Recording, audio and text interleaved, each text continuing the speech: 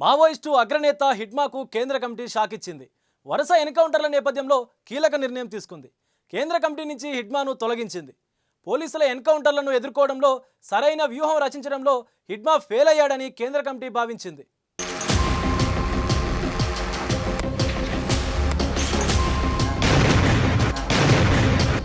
Maoist కేంద్ర కమిటీలో కీలక పరిణామం చోటు చేసుకుంది.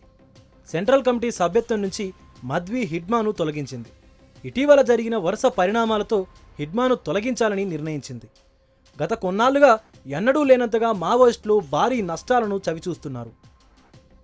సరైన వ్యూహరచన చేయడంలో హిడ్మా విఫలమయ్యారని భావించిన మావోయిస్టు పార్టీ సెంట్రల్ కమిటీ నుంచి తప్పించింది.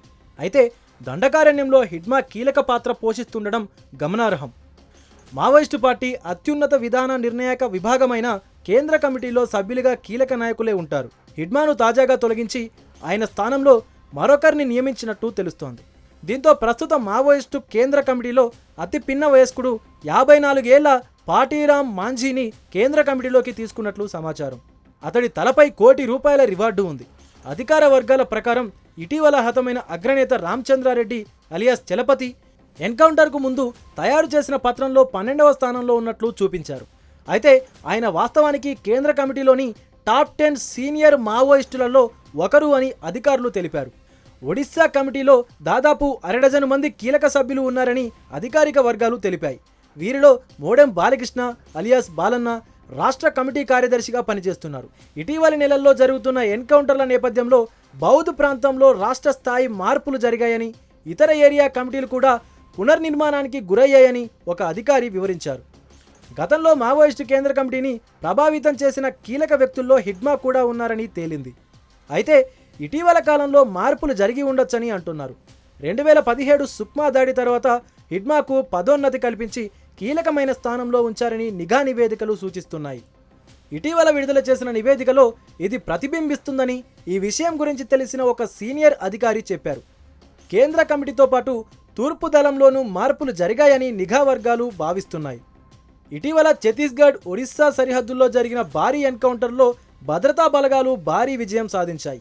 మావోల ఏరివేతే లక్ష్యంగా సరిహద్దు జిల్లాల్లో ఛత్తీస్గఢ్ ఒడిశా పోలీసులు సిఆర్పిఎఫ్ సిబ్బంది సంయుక్తంగా 1000 మందికి పైగా కలిసి చేపట్టిన ప్రత్యేక ఆపరేషన్ సక్సెస్ అయింది. ఛత్తీస్గఢ్ ఒడిశా సరిహద్దు జిల్లాలైన గరియాబంద్ నౌపాడాలోని నిఘా వర్గాల సమాచారం ఆధారంగా జనవరి 19 రాత్రి నుంచి 3 రోజుల పాటు ప్రత్యేక ఆపరేషన్ నిర్వహించింది. ఎన్కౌంటర్లో సుమారుగా 20 మందికి పైగా మావోయిస్టులు మృతి చెందారు. ఈ నెలలో మావోయిస్టులకు భారీ ఎదురు దెబ్బ తగిలింది. ఈ ఎన్కౌంటర్లో ఒడిశా రాష్ట్ర incharge, Srikakulam Koraput division incharge Chalapathi మృతి చెందారని సమాచారం. ఆయనపై ₹1 కోటి రివార్డు కూడా ఉంది. చలపతి స్వస్థలం చిత్తూరు జిల్లాగా తెలుస్తోంది. అదేవిధంగా ఒడిశా మావోయిస్టు పార్టీ సెక్రటరీగా ఉన్న మోడెం బాలకృష్ణ కూడా మృతి చెందారు. మొత్తం మీద ఈ నెల ఛత్తీస్గఢ్లో జరిగిన వేర్వేరు కాల్పుల్లో ఇప్పటి వరకు 50 మంది నక్సలైట్లు మరణించారు. జనవరి 16న బీజాపూర్ జిల్లాలో భద్రతా దళ చేతుల్లో 12 మంది నక్సలైట్లు హతమయ్యారు.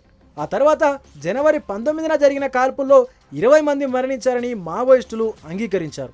గతేడాది ఛత్తీస్గఢ్లో జరిగిన పలు ఎన్కౌంటర్లలో సుమారు 219 మంది నక్సలైట్లను భద్రతా దళాలు మట్టుబెట్టాయి. ముఖ్యంగా అబూజ్మఠ్ దండకారణ్యం మావోయిస్టులకు సేఫ్ జోన్గా ఉంది. ఇక్కడ బయటి వారు లోపలికి వెళ్ళడమే తప్ప బయటికి తిరిగి వెళ్ళడం అనేది కష్టం. కానీ సెక్యూరిటీ ఫోర్సెస్ ఇక్కడే సైనిక స్థావరాలను ఏర్పాటు చేసుకునే ప్లాన్తో ఉన్నాయి. పైనుంచి డ్రోన్లు, గ్రౌండ్లో ఆర్మీ క్యాంపులు. సో కేంద్ర ప్రభుత్వ స్ట్రాటజీ చూస్తుంటే 2026 మావోయిస్టుల అంతానికి డెడ్లైన్గా పెట్టుకున్నట్లుగానే అర్థం చేసుకోవచ్చు. ప్రపంచంలో ఏ మూల ఏ క్షణం ఏం జరుగుతుందో వేగంగా తెలుసుకోవడానికి తొలి వెలుగు వాట్సాప్ ఛానల్ని ఫాలో చేయండి.